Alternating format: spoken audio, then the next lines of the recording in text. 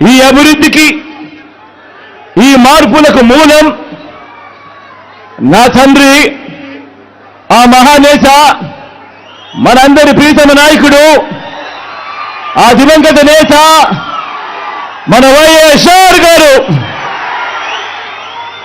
నాన్నగారైతే ఆయన వేసిన 2 అడుగులకు తోడు మీ జగన్ మరో 2 అడుగులు ముందుకు వేసింది ఈ 58 నెలల కాలంలోనే అని చెప్పి కూడా సగర్వంగా సవినయంగా తెలియజేస్తా ఉన్నా. పులివెందులలో ఏముంది అని ఒకప్పుడు అడిగితే పులివెందులలో ఏమి లేదు చెప్పండి అని చెప్పి ఇవాళ తిరిగి అడిగే స్థాయికి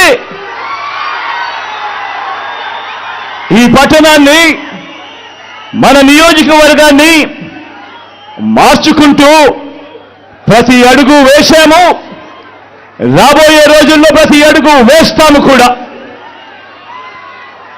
ఒక్కటి గమనించండి, మన పులివెందుల, నా పులివెందుల, మనందరి పులివెందుల మనకే కాదు మన రాష్ట్రానికి కూడా ఎంతో ఇచ్చింది. టీడీపీ మాఫియా 4 దశాబ్దాల దుర్మార్గాలను ఎదిరించి నిలబడే ధైర్యాన్ని, మాట ఇస్తే మడప తిప్పరన్న నమ్మకాన్ని, మోసం చెయ్యరన్న విశ్వాసాన్ని మన తెలుగు నేల మీద అణువణువున నింపింది ఎవరంటే మీ పులివెందుల బిడ్డలే అని చెప్పి కూడా ఈ సందర్భంగా సగర్వంగా సవినయంగా తెలియజేస్తా ఉన్నా. కాబట్టే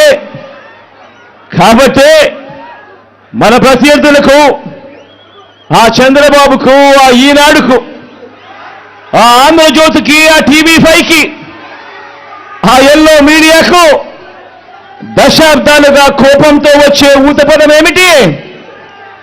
Pulivendula culture, Kadapa culture, Rayalaseema culture అంటూ మన మీద వేలెత్తి చూపించే కార్యక్రమం.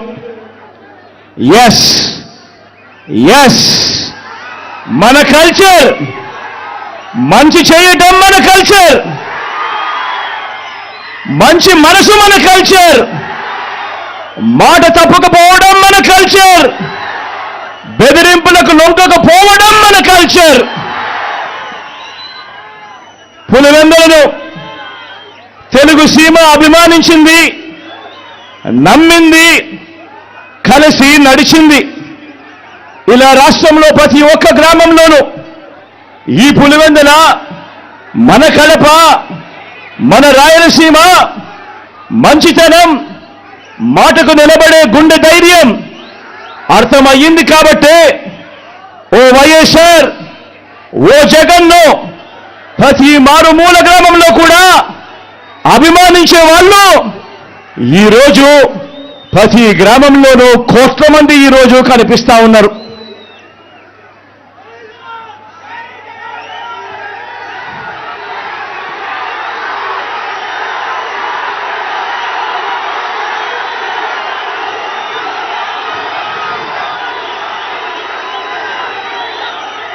అదే సమయంలో ఓ వైఎస్ఆర్, ఓ జగన్ మీద లేనిపోని ముద్రలు వేసి దెబ్బ తీయటానికి ఓ బాబు, ఓ ఈనాడు, ఓ ఆంధ్రజ్యోతి, ఓ టీవీ5, ఓ దత్తపుత్రుడు, ఓ వదినమ్మ, వీరంతా ఎంతో దుర్మార్గంగా ప్రయత్నిస్తున్నారు. మీరే చూస్తున్నారు కదా.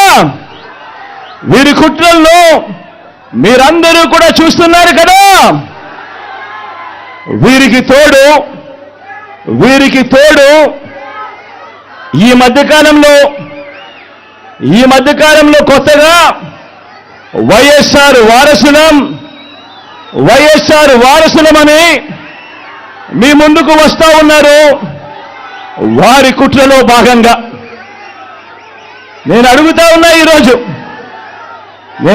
ఉన్నా ఈరోజు మీ అందరి సమక్షంలో, ఆ మహానేతకు ఎవరు వారసులో చెప్పాల్సింది ఎవరు అని అడుగుతా ఉన్నాను. చెప్పాల్సింది ఎవరు అని అడుగుతా ఉన్నా. ప్రజలు కాదా అని అడుగుతా ఉన్నాను. ఆ వైఎస్ఆర్ని ప్రేమించేవారు కాదా అని అడుగుతా ఉన్నాను. ఈ సందర్భంగా మీ అందరితోనూ కూడా ఒక్క విషయం ప్రతి ఒక్కరిని కూడా ఆలోచన చేయమని కోరుతా ఉన్నా. ఆ దివంగత మహానేత మీద, నాన్నగారి మీద కక్షపూరితంగా, కుట్రపూరితంగా ఆయన చనిపోయిన తర్వాత ఆయన మీద కేసులు పెట్టింది ఎవరు?